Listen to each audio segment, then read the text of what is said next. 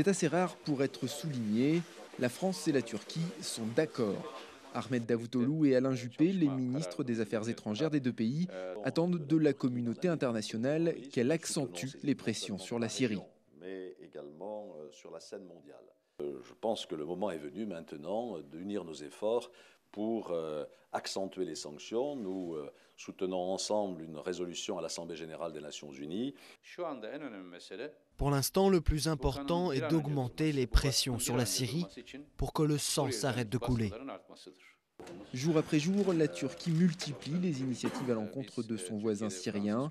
Elle menaçait récemment de couper ses livraisons d'électricité si la répression continuait.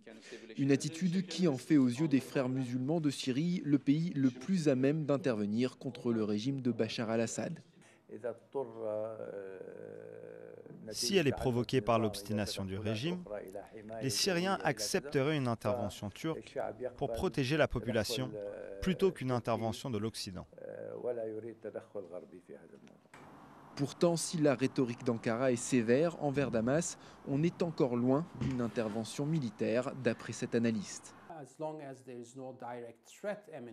Tant qu'il n'y a aucune menace directe venant de Syrie, l'implication de la Syrie se limitera au terrain économique et aux sanctions, plutôt qu'à une confrontation militaire directe avec la Syrie. Une intervention étrangère en Syrie dépend normalement d'une résolution du Conseil de sécurité des Nations Unies, pour l'instant rendue impossible par le veto de la Chine et de la Russie. Sur place, la répression continue. Selon l'opposition syrienne, ce vendredi, au moins 4 personnes ont été tuées lors de manifestations.